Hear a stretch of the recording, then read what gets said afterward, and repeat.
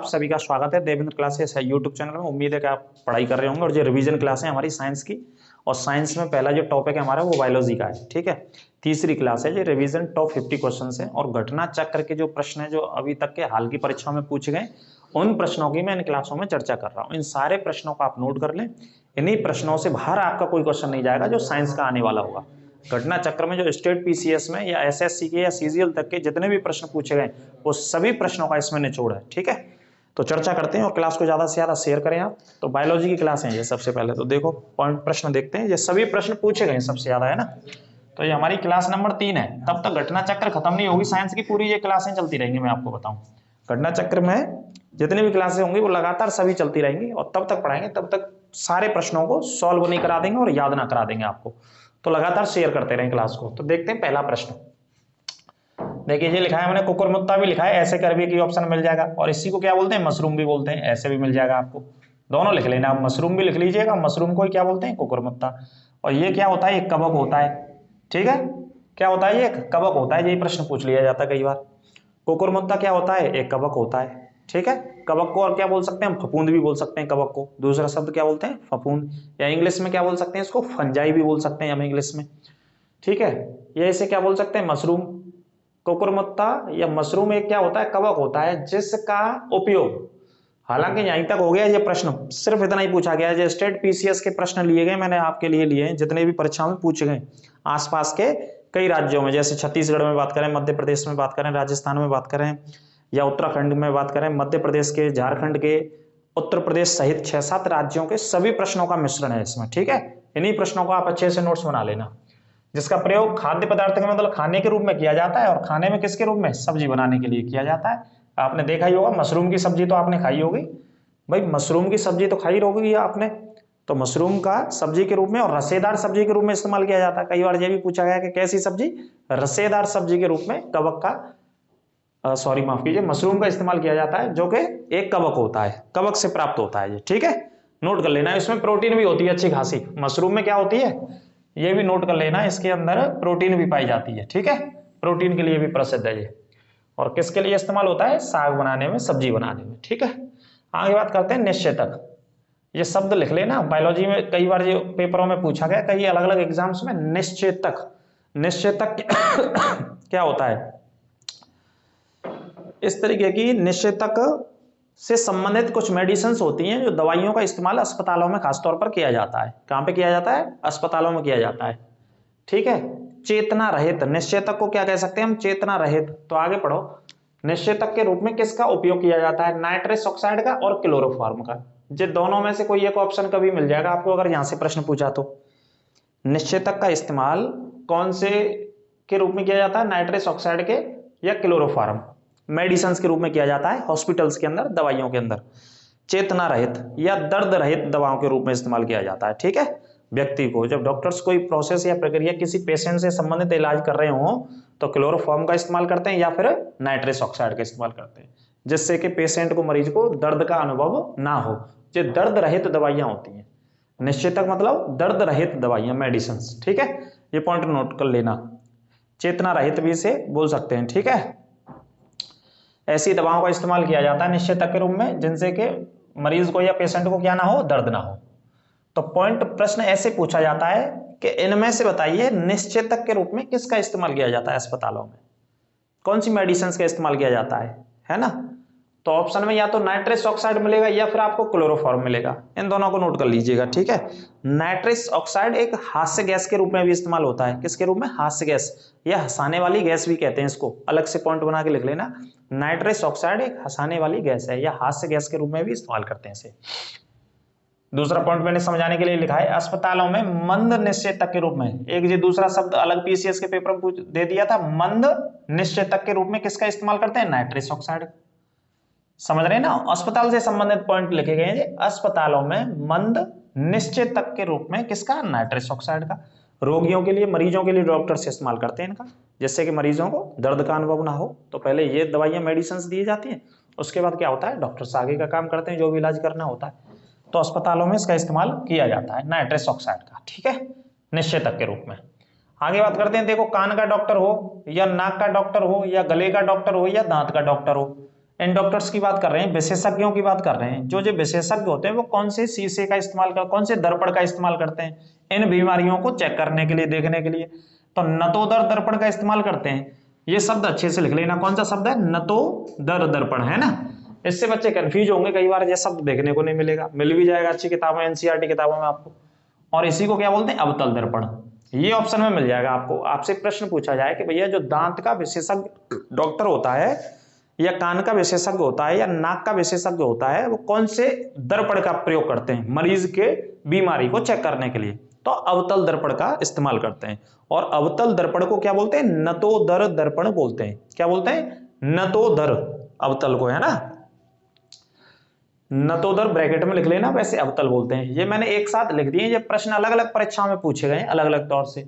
एक परीक्षा में पूछा गया कि दांत का विशेषज्ञ डॉक्टर्स कौन से दर्पण का इस्तेमाल करता है, तो अवतल दर्पण का करेगा। नाक का हो, गले का हो, या कान का हो, या दांत का हो, सभी के सभी अवतल दर्पण का इस्तेमाल करते हैं। ठीक है, ये पॉइंट नोट कर लेना। आगे बात करते हैं अगला, जैव पोषक वाहक। जैव पोषक, पोषक का मतलब खाना या भोजन की बात हो रही है, वाहक की मतलब ले जाने वाला। जैव पोषक वाहक पत्तियों से भोजन को पौधे के अन्य भागों तक पहुंचाता है, उसे क्या बोलते हैं, फ्लोएम बोलते हैं उस प्रक्रिया को। जो भोजन होता है पत्तियों से भोजन के अलग, माफ कीजिए, पौधे के अलग अलग भागों तक जो भोजन को पहुंचाते हैं। कहां से, पत्तियों से भोजन को पौधे के अन्य भागों तक जो पहुंचाने की प्रोसेस होती है, उस व्यवस्था को, उस प्रोसेस को क्या बोला जाता है, फ्लोएम कहते हैं। ठीक है, क्या बोलते हैं, फ्लोएम। और जो पौधों में जल को पहुंचाता है अलग अलग भागों तक, उसे क्या बोलते हैं, जाइलम बोलते हैं। जो पानी को पहुंचाता है या जल को पहुंचाता है पौधे के अलग अलग भागों तक, उस प्रोसेस को क्या बोलते हैं, जाइलम बोलते हैं। और जो भोजन को पहुंचाता है, भोजन का वाहक होता है पौधे में, उस प्रोसेस को क्या बोलते हैं, फ्लोएम बोलते हैं। ठीक है, ये नोट कर लीजिएगा, दोनों मोस्ट इंपोर्टेंट पॉइंट है। जाइलम और फ्लोएम पूछे जाते हैं। एक पानी से, जल से संबंधित है, और फ्लोएम किससे, भोजन से संबंधित है, पौधे के अन्य भागों तक। अब ये मोस्ट इंपोर्टेंट पॉइंट है भाई साहब। एक पेनिसिलिन, क्लास को शेयर करते रहें ज्यादा से ज्यादा अपने दोस्तों मित्रों के साथ, क्वेश्चन यहां से बाहर नहीं जाएगा। पेनिसिलिन का आविष्कार कब हुआ, 1928 में। स्कॉटलैंड के वैज्ञानिक थे, कौन से देश के, स्कॉटलैंड के। स्कॉटिश वैज्ञानिक थे जिनका नाम था अलेक्जेंडर फ्लेमिंग। पेनिसिलिन का आविष्कार 1928 में स्कॉटलैंड के वैज्ञानिक अलेक्जेंडर फ्लेमिंग ने किया था। जो कि ये किससे प्राप्त करी थी, दवाई कवक से प्राप्त करी थी। ये भी प्रश्न पूछा गया कई बार। पेनिसिलिन नामक दवाई, जो कि सबसे पहली विश्व में मान सकते हैं एंटीबायोटिक दवाई का आविष्कार किया गया, तो स्कॉटलैंड के वैज्ञानिक थे जिनका नाम अलेक्जेंडर फ्लेमिंग था। इन्होंने इस दवाई का पता लगाया, इस दवाई के बारे में खोजा, इस मेडिसिन को पता लगाया 1928 में। वर्ष 1928 में इस मेडिसिन की खोज हुई। मेडिसिन का नाम पेनिसिलिन का आविष्कार किया स्कॉटलैंड के वैज्ञानिक थे। और इस दवाई उन्होंने किससे खोजी, कवक से खोजी थी, कवक के एक जीवाणु से खोजी थी। आगे बता रहे हैं आपको, पेनिसिलियम कवक। आपसे यह भी प्रश्न पूछा जा सकता है कि भाई कौन से कवक से, क्योंकि कवक कई प्रकार के होते हैं। तो पेनिसिलियम कवक जो दवा का नाम है वही कवक का नाम है, आप देख रहे होंगे। पेनिसिलियम कवक से एंटीबायोटिक पेनिसिलिन प्राप्त की गई थी। सबसे पहली विश्व की मेडिसिन इसको माना जाता है। विश्व में सबसे पहली एंटीबायोटिक मेडिसिन पेनिसिलिन का आविष्कार किया कौन से वैज्ञानिक ने, अलेक्जेंडर फ्लेमिंग ने 1928 में। और इसके लिए इनको नोबेल पुरस्कार भी मिला, 1929 में मिला या 30 में मिला, 29 या 30 में मिला था। अलेक्जेंडर फ्लेमिंग को इसी की खोज के लिए नोबेल पुरस्कार दिया गया था। चिकित्सा के क्षेत्र में, मेडिसिन के क्षेत्र में दिया गया था। ठीक है, ये नोट कर लीजिएगा, बहुत प्रश्न आता है ये पेनिसिलिन वाला, रट लेना। ईईजी एक प्रक्रिया है, कौन सी है, ईईजी, डबल ई है इसमें और जी है, जो कि डॉक्टर्स लोग करते हैं। ये प्रक्रिया किससे संबंधित है, मस्तिष्क से संबंधित है। इसे क्या बोलते हैं, इलेक्ट्रोएंसेफलोग्राफी बोलते हैं। इसकी फुल फॉर्म है इलेक्ट्रोएंसेफलोग्राफी।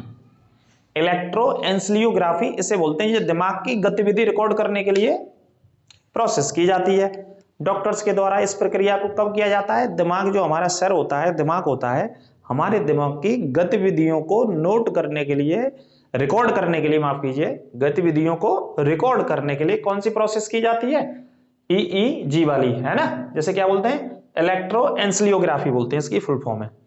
किससे संबंधित होती है? मस्तिष्क से। भाई मस्तिष्क का रिकॉर्ड कर रहे हैं तो मस्तिष्क से संबंधित होती है। प्रश्न कई बार पूछा जाता है, मस्तिष्क से संबंधित प्रक्रिया का नाम बताइए, या ई जो प्रोसेस है या प्रक्रिया वो किससे संबंधित है? शरीर के कौन से, मानव के कौन से अंग से संबंधित है? तो मानव के कौन से अंग से संबंधित है? ये मस्तिष्क से संबंधित है। ठीक है, ये नोट कर लेना। अगले पॉइंट पे चलते हैं। ईसीजी एक प्रोसेस आपने सुनी होगी, ये हृदय से संबंधित प्रक्रिया होती है। इलेक्ट्रोकार्डियोग्राफी बोलते हैं, इसकी फुल फॉर्म क्या है? ये फुल फॉर्म भी पेपरों में पूछी जाती है। इलेक्ट्रोकार्डियोग्राफी, कार्डियोग्राफी, इलेक्ट्रोकार्डियोग्राफी किससे संबंधित है? हृदय से। कौन सी प्रोसेस है? ईसीजी, ये हृदय से संबंधित होती है, डॉक्टर्स के द्वारा की जाती है। दोनों प्रोसेस मोस्ट इंपोर्टेंट है, जो कई बार परीक्षा में पूछी। अगला क्वेश्चन है, मानव मूत्र का पीला रंग, कैसा रंग? पीला रंग किसकी वजह से होता है? यूरोक्रोम की वजह से होता है। ये प्रश्न नोट कर लेना, कई बार पूछा है। यूरोक्रोम की वजह से मानव मूत्र का कैसा रंग होता है? पीला रंग होता है। ठीक है, यूरोक्रोम का जो निर्माण होता है वो किसकी वजह से होता है? हीमोग्लोबिन, जो प्रोटीन हमारे शरीर के भीतर पाई जाती है, उसके टूटने से इसका निर्माण होता है। हीमोग्लोबिन के टूटने से किसका? यूरोक्रोम का। और यूरोक्रोम की वजह से जो मानव शरीर का पीला रंग का मूत्र की बात हो रही है यहाँ पे होता है, वो इसी की वजह से होता है, यूरोक्रोम की वजह से। एक एक छाप लेना पॉइंट। ठीक है, बायोडीजल की बात कर रहे हैं हम यहाँ पे। बायोडीजल, या बायोडीजल को क्या बोलते हैं? जेट्रोफा बोलते हैं, या इसी को क्या बोलते हैं? रतन ज्योत बोलते हैं। ये एक पौधा है, इस पौधे के बीजों से तेल प्राप्त होता है। इस पौधे के बीजों से क्या होता है? तेल प्राप्त होता है। ठीक है, मौसम बड़ा ठंडा हो गया है, सुहावना मौसम हो रहा है, बारिश पड़ रही है, जो कि हिमाचल में बहुत तेज बारिश आज सुबह पड़ी है, दिल्ली में, उसके बाद मथुरा, और उसके बाद आप देख रहे हैं आसपास के इलाकों में वर्षा हो रही है। ठीक है, तो जो बायोडीजल की मैं बात कर रहा हूं, बायोडीजल को ही क्या बोलते हैं? जेट्रोफा, और जेट्रोफा को ही क्या बोलते हैं? रतन ज्योत बोलते हैं। ये एक पौधा है, इस पौधे से, इस पौधे के बीजों से कच्चे तेल की प्राप्ति होती है, और इसका काम विश्व भर के बहुत सारे देशों में हो रहा है। इसके प्लांट भी लगाए जा रहे हैं अलग अलग, इसकी खेती भी की जा रही है दुनिया के बहुत सारे देशों में। भारत में भी कई कई राज्यों में इसकी खेती शुरू की गई है, और बायोडीजल का पहला प्लांट भारत के आंध्र प्रदेश में स्थापित किया गया है। वैकल्पिक तौर पर इसका इस्तेमाल किया जा रहा है, तो याद रखना जेट्रोफा को। ठीक है, जेट्रोफा आ जाए या बायोडीजल आ जाए, अब आप समझ ही रहे, नाम से ही समझ रहे होंगे पीछे क्या शब्द है इसमें? डीजल। डीजल से याद रखना, जेट्रोफा आ जाए या रतन ज्योत किसके लिए इस्तेमाल होता है? इसके बीजों से तेल प्राप्त किया जाता है, कच्चा तेल प्राप्त किया जाता है, जो पेट्रोल डीजल वाला होता है। ठीक है, एक प्रश्न कई बार पूछा गया है, फेरोमोन्स वह रसायन होता है, ये रसायन होता है, फेरोमोन्स वो रसायन होता है जो कीटों के द्वारा उत्सर्जित होता है। किसके द्वारा? कीटों के द्वारा। प्रश्न बस यही पूछा जाता है कि फेरोमोन्स किसके द्वारा उत्सर्जित होता है? तो कीटों के द्वारा उत्सर्जित होता है। जो कीट होते हैं वो विपरीत लिंग के आकर्षित करने के लिए कीटों को इस रसायन को उत्सर्जित करते हैं। हमेशा विपरीत लिंग के कीटों को आकर्षित करने के लिए क्या करते हैं? कौन से रसायन को उत्सर्जित करते हैं? फेरोमोन्स को उत्सर्जित करते हैं। अगला प्रश्न है आयोडीन। आयोडीन कम खाओ या ज्यादा खाओ, बैलेंस में खाओ। तो आयोडीन लैमिनेरिया शैवाल से प्राप्त किया जाता है, इस पॉइंट को छाप लेना। आयोडीन कौन से शैवाल से प्राप्त किया जाता है? लैमिनेरिया शैवाल होता है, जो कि समुद्र में बहुत पाया जाता है। ये शैवाल समुद्र में बहुतायत मात्रा में ये शैवाल पाया जाता है। प्रश्न आपसे पूछा जाता है कि आयोडीन कहां से हम प्राप्त करते हैं? तो आयोडीन हम लैमिनेरिया शैवाल से प्राप्त करते हैं, जो कि समुद्र में बहुत बड़ी मात्रा में पाया जाता है। ठीक है, समुद्र में बहुत बड़ी मात्रा में पाया जाता है। कौन सा शैवाल? लैमिनेरिया शैवाल। और इससे हम क्या प्राप्त करते हैं? आयोडीन हम इससे प्राप्त करते हैं। ठीक है, समुद्री जल में प्रचुर मात्रा में ये पाया जाता है। कौन से जल में? समुद्री जल में बहुतायत कह लो या प्रचुर मात्रा में पाया जाता है। ठीक है सर, आयोडीन की कमी से अगर बात करें तो ये तो जानते ही होंगे आप, घेंगा रोग हो जाता है, जो कि हमारी एक ग्रंथि होती है, जो कि हमारे गले में स्थित होती है। हमारे कहां पे होती है? गले में स्थित होती है ग्रंथि, और ग्रंथि का नाम है थायराइड ग्रंथि। थायराइड ग्रंथि के सूजन आ जाती है, फूल जाती है, उसकी वजह से मानव को, व्यक्ति को घेंगा रोग की शिकायत होती है या घेंगा रोग हो जाता है। और घेंगा रोग किसकी कमी से होता है? आयोडीन की कमी से होता है। और कौन सी ग्रंथि संबंधित है, कौन सी ग्रंथि प्रभावित होती है? थायराइड ग्रंथि प्रभावित होती है इस रोग से। ठीक है, ये पॉइंट भी नोट कर लेना। नमक का दुनिया में सबसे ज्यादा उत्पादन दक्षिण अमेरिका में होता है, और भारत में सबसे ज्यादा नमक का उत्पादन गुजरात करता है। और झील की अगर बात करें तो भारत में सामर झील नमक के उत्पादन के लिए प्रसिद्ध है, राज्यों में गुजरात प्रसिद्ध है, और विश्व में नमक के उत्पादन के लिए आपका देश दक्षिण अमेरिका है, साउथ अमेरिका का, जिसका नाम है पेरू। पेरू फेमस है ना, पेरू की राजधानी लीमा, तो वो फेमस है। देखो कुछ जीवाणु है, जैसे लैक्टोबैसिलस जीवाणु का नाम आपने सुन रखा होगा कई बार। लैक्टोबैसिलस एक जीवाणु होता है, एक बैक्टीरिया होता है जो दूध से दही बनाने में काम करता है। दूध से दही बनाने में कौन सा जीवाणु मदद करता है? लैक्टोबैसिलस। इसे रट लेना, याद रखना, कई बार परीक्षाओं में पूछा जाता है कि भाई दही बनाने में जो जीवाणु काम करता है वो कौन सा बैक्टीरिया होता है या कौन सा जीवाणु होता है? इसका नाम है लैक्टोबैसिलस। दूध काय में दिया जाता है? लीटर में ही, इस वजह से लीटर से ही शब्द बनना है उसका, लैक्टोबैसिलस। लैक्टो आगे का शब्द है, वैसिलस पीछे का, ये वैसिलस ही जीवाणु का नाम है। इसमें वैसिलस जो शब्द है वही जीवाणु का नाम है, ठीक है। तो दही बनाने के लिए उपयोग में होता है ये। दूसरा है राइजोबियम, ये भी कई बार आप देखोगे परीक्षा में। राइजोबियम क्या है? जीवाणु, जो दलहनी पौधों में पाया जाता है आमतौर पर। दालों के पौधों में कौन सा जीवाणु पाया जाता है? राइजोबियम नामक बैक्टीरिया दलहनी पौधों में पाया जाता है, ठीक है। इसे भी नोट कर लेना। अगला है यीस्ट, या क्या बोलेंगे इसको? कवक बोलेंगे या यीस्ट बोलेंगे। ये शराब बनाने में, अल्कोहल बनाने में काम आता है। किण्वन नामक एक प्रोसेस होती है, किण्वन नामक प्रक्रिया होती है, ये भी ब्रैकेट में लिख लेना। शराब बनाने की जो प्रोसेस होती है, अल्कोहल बनाने की जो प्रक्रिया होती है, प्रोसेस होती है, उसे क्या पढ़ते हैं हम? किण्वन कहते हैं। और शराब को या अल्कोहल को बनाने में किसका इस्तेमाल किया जाता है? कवक का इस्तेमाल किया जाता है। या कवक को अंग्रेजी में क्या लिखता है एग्जामिनर? ईस्ट लिख देता है, जो मैंने लिखा है ईस्ट, ठीक है, ये नोट कर लेना। अगला बैक्टीरिया एस्परजिलस, क्या नाम है इसका? एस्परजिलस। सिट्रिक अम्ल बनाने में काम आता है भैया जी। सिट्रिक अम्ल जो बनता है वो कौन से बैक्टीरिया की वजह से? एस्परजिलस बैक्टीरिया की वजह से बनता है, ठीक है, ये नोट कर लेना। आगे बात करते हैं लिटमस अम्ल। लिटमस अम्ल की हम बात कर रहे हैं, तो लिटमस अम्ल जो होता है ये बैंगनी रंग का होता है। वैसे दुनिया में सबसे ज्यादा लिटमस अम्ल की बात करें तो ये एक पौधे से प्राप्त किया जाता है। विभिन्न रंगों का मिश्रण होता है उसके अंदर, एक पौधे से ये प्राप्त होता है और विभिन्न रंगों से बनता है ये, ठीक है, अलग अलग प्रकार के रंगों से बनता है। तो थैलोफाइटा समूह के लाइकेन से निकाला जाता है ये एक समूह होता है पौधों में जिसका नाम है थैलोफाइटा।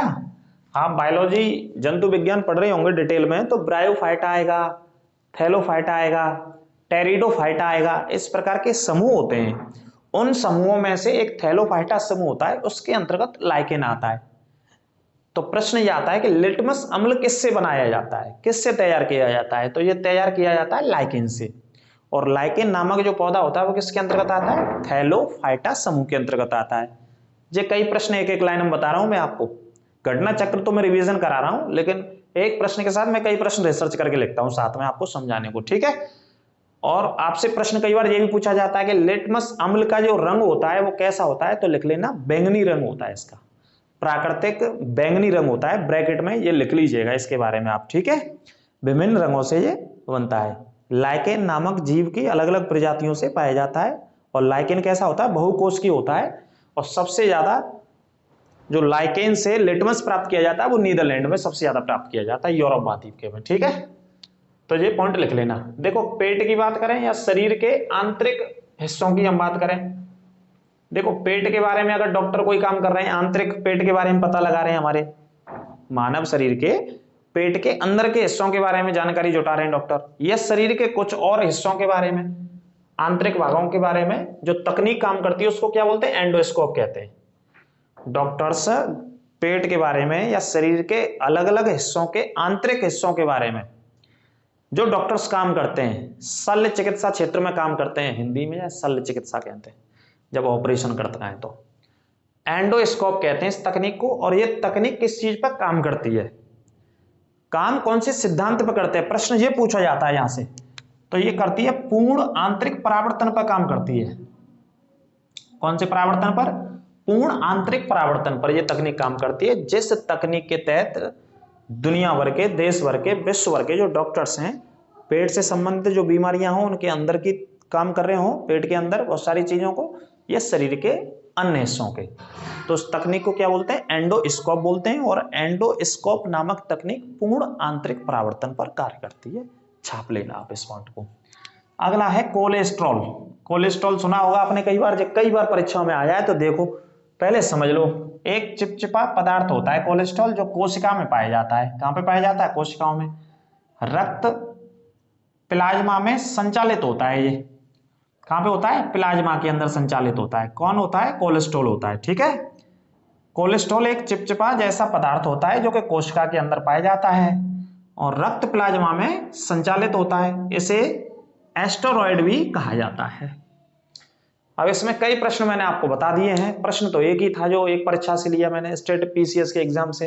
ये पूछा था कि कोलेस्ट्रॉल होता क्या है, सिर्फ ये पूछा था। इसका अन्य नाम पूछा था कि कोलेस्ट्रॉल क्या होता है। तो कोलेस्ट्रॉल क्या होता है ये था, बस एक चिपचिपा पदार्थ है जो कि कोशिका के अंदर पाया जाता है मानव शरीर में। कोलेस्ट्रॉल एक चिपचिपा जैसा पदार्थ होता है जो कोशिका की, मानव की कोशिका में पाया जाता है, रक्त प्लाज्मा में संचालित होता है। जो रक्त के अंदर प्लाज्मा वाला जो हमारा हिस्सा होता है, हमारा रक्त कितनी चीजों से मिलकर के बना है? एक संयोजी ऊतक होता है हमारा रक्त। क्या होता है? संयोजी ऊतक, कनेक्टिव टिश्यू बोलते हैं इंग्लिश में। इसमें आरबीसी रक्त कणिकाएं होती हैं, प्लाज्मा होता है और प्लेटलेट्स होती हैं। इन तीन चीजों से मिलकर के रक्त बनता है हमारा। तो उसी में से हम प्लाज्मा की बात कर रहे हैं। तो कोलेस्ट्रॉल जो होता है वो रक्त प्लाज्मा में संचालित होता है। और कोलेस्ट्रॉल शरीर के अंदर या हमारे ब्लड के अंदर कब ज्यादा बढ़ जाता है? जब हम वसा से संबंधित वाली चीजों का ज्यादा भोजन कर रहे हो। जो वसा होता है ना, एक क्लास में हम पढ़ा चुके हैं आपको कार्बोहाइड्रेट के बारे में और वसा के बारे में। वसा से हमें जैसे मक्खन हो गया, घी हो गया, काजू हो गया, अखरोट हो गया, ये सारी चीजों को जब ज्यादा हम खाते हैं तो इससे हमारे बॉडी के अंदर वसा जाता है और इसी की वजह से कोलेस्ट्रॉल बढ़ता है हमारे ब्लड के अंदर, है ना। वो वाला पॉइंट है ये। अगले पॉइंट की बात कर रहे हैं, डीएनए वाला प्रश्न कई बार आता है भाई।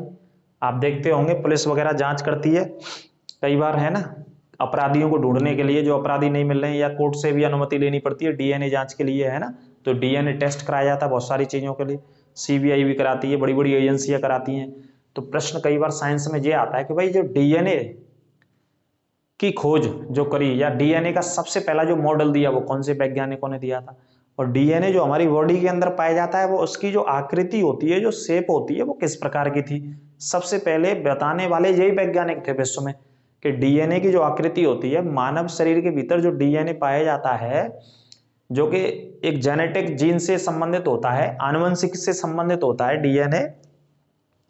डीएनए की पहचान किस लिए भी करते हैं? जेनेटिक जीन्स के लिए भी करते हैं। डीएनए का टेस्ट इस वजह से भी किया जाता है कि पता लगाने के लिए परिवार के लोगों का कि भाई डीएनए इनसे मैच कर रहा है कि नहीं कर रहा है। तो इसे क्या बोल सकते हैं हम? एक आनुवंशिक भी बोल सकते हैं डीएनए को, है ना।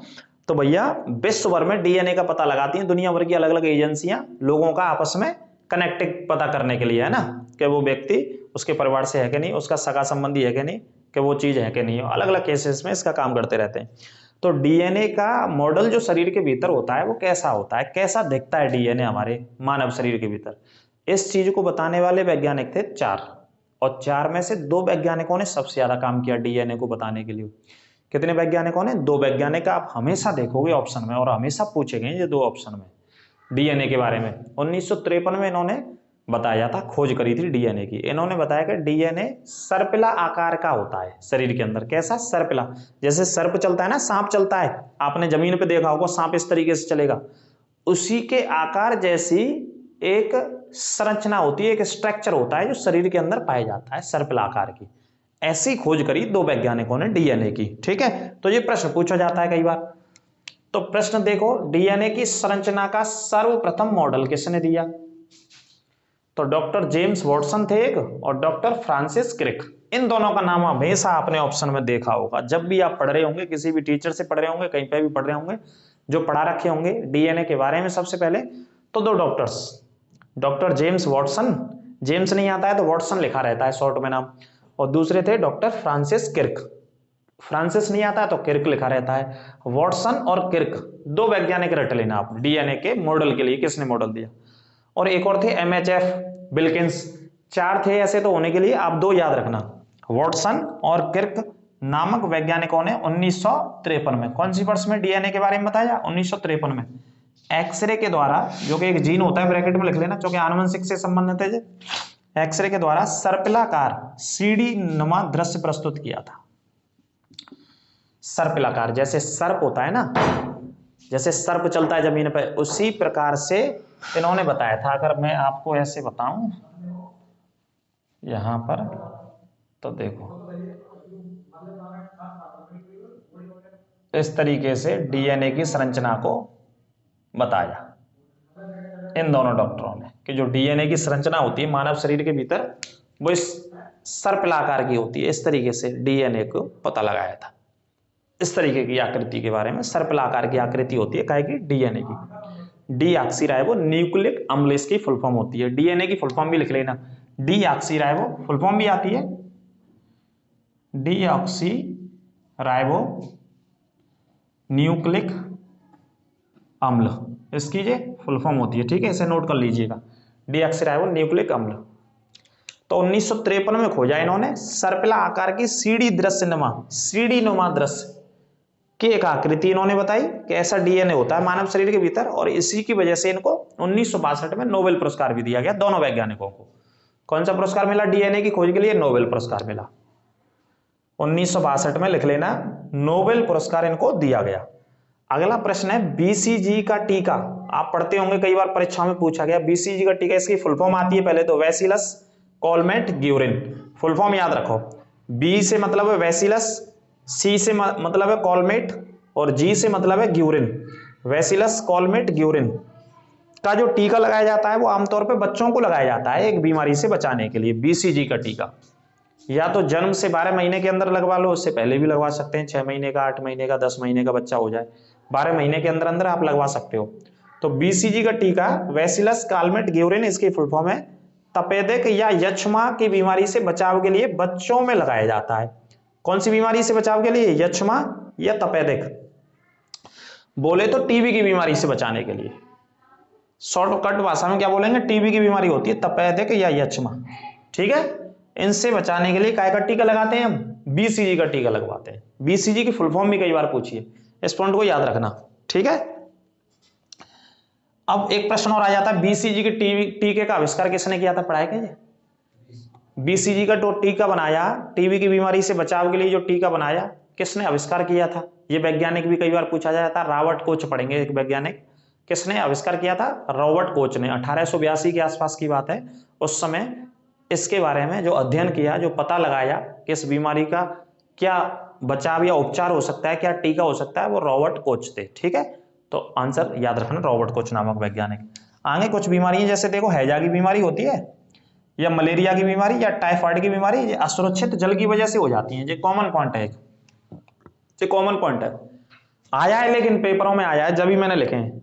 हैजा की बीमारी दूषित जल की वजह से है, जानते हैं, गंदे पानी की वजह से हैजा की बीमारी फैल जाती है। मलेरिया की बीमारी भी दूषित जल की वजह से, उसमें से मच्छर पनपते हैं या जो प्रोटोजोआ होता है वो पनपता है, उसकी वजह से होता है। टाइफाइड की बीमारी भी गंदे पानी से ही होती है।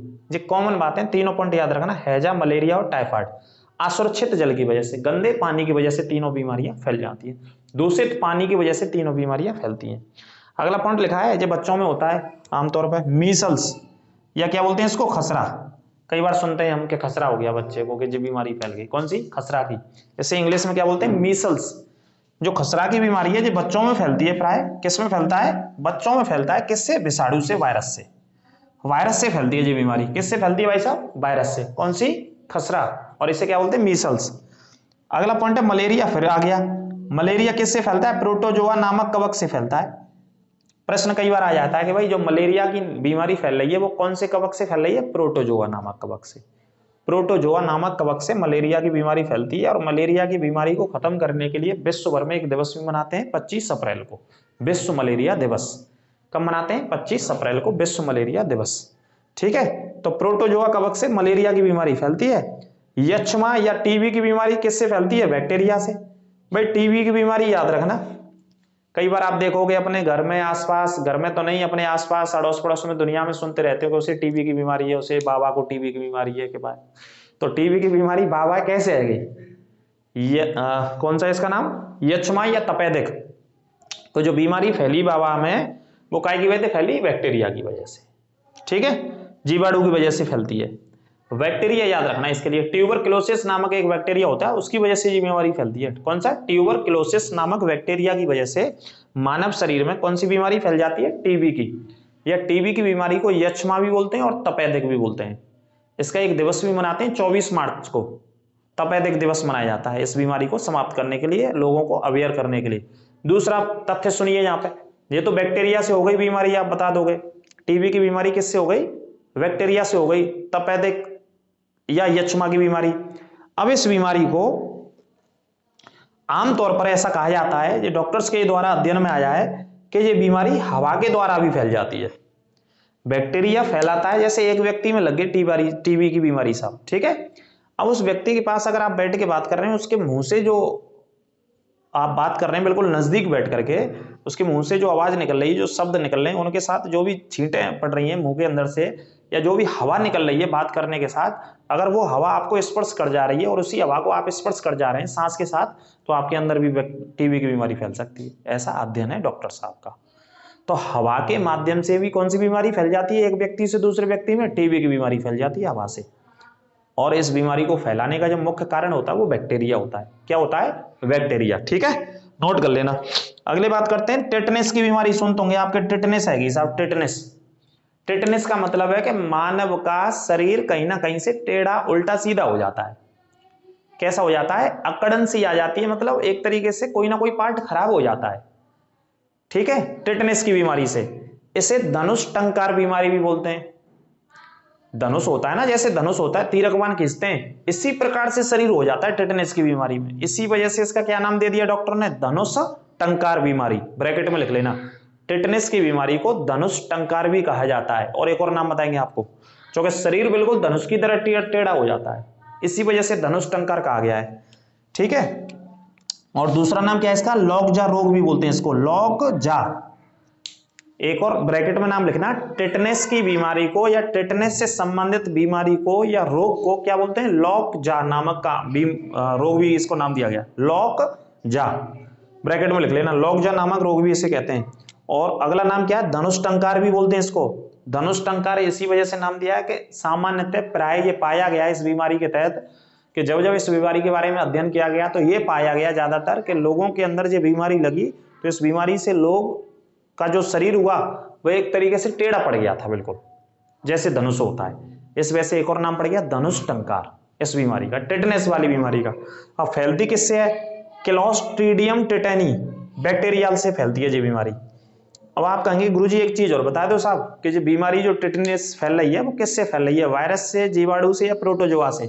तो टेटनेस की बीमारी बैक्टीरिया से फैलती है। बैक्टीरिया को हिंदी में क्या बोलते हैं? जीवाणु बोलते हैं।